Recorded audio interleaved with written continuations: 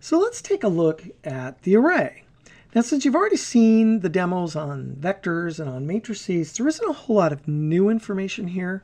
As I mentioned, really the vector and the matrix are kind of specialized forms of the array. But let's go ahead and create an array. So we start here. We'll go ahead and do an assignment.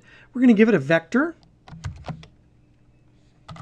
Use the array function. Okay, and we're going to give it a vector. We're going to say just real simple A, B, C. Okay, so that's our data vector. Then we're going to give it our dimension properties. So in this case, this is going to be equal to another vector. And let's make this a 2 by 4 by 3 matrix. And run this. Now I want to point out something here. First, let's take a look at our matrix, see what it looks like. Notice since it's a multi-dimensional matrix, it doesn't really display very well. So what R tries to do is it just tries to give you sort of a section of each aspect of the array in a sense. So you've got here 3 printouts of, in essence, 2-dimensional objects, which is really the best it's going to be able to do. And once again, you can see it gives you this bracket notation so you can kind of reference. All right, now the other thing I want to point out is you're thinking, well, wait a minute, I only gave it a single vector, ABC, and what I'm seeing here is this ABC, ABC, ABC over and over again.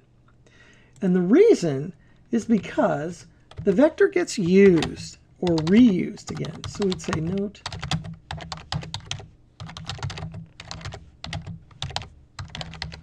this is actually called vector recycling.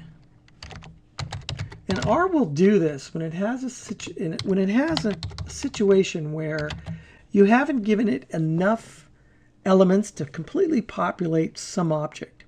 And so if you give it a smaller array, it'll just simply recycle the elements one after the other until it fills out whatever object that happens to be. So you can see here in this case, we've got here this ABC, ABC, ABC going on and on again until we've filled out all of the various dimensions of this array. Now you'll notice here this is a 2 by 4 by 3, so there's actually 24 separate elements in this array. Okay, now accessing arrays, it's just like with vectors and matrices. We simply specify the dimensions, or we can treat it as a single vector and do an individual dimension, like say this, R24. Okay, and we get a value. Also note that if something is out of bounds,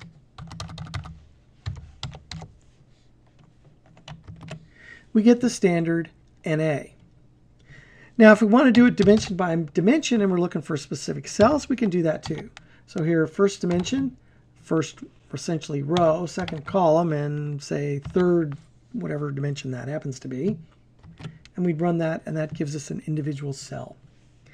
We can also access just a specific slice in this case. We don't really call them rows and columns now because the dimensions are larger. So we call them essentially slices. So in this case, we might want to slice the data and say, let's take that second slice and not worry about any of the other dimensions and go that way. And so here you can see that this is once again a 2 by 4 by 3 array that we take the second slice, and this gives us a 12-unit slice of this particular array. Okay, and then if we wanted to, now notice one thing too, that when we take like an individual slice, we still have notation that indicates that we've got vectors or matrices or some sort of value coming back. What if we wanted to get a specific value? Well, let's look at, say, the first element of our array. Okay, and we've got this vector A. Okay, we don't necessarily want the vector A. Maybe we want just the individual value A. We then substitute the single bracket for the double bracket operator. And that will actually give us the individual value. Now, in this case, I guess this probably wasn't the best example, because we end up with really just another single vector. You'll see later on when we get into things like data frames that this will become much more meaningful in the case of the array. Originally, I pointed out how we can access an array like we would a vector. So if we had, say, vector 1, and we get a value, and you can see here, this is a, once again, using R notation, this is a character vector of length 1.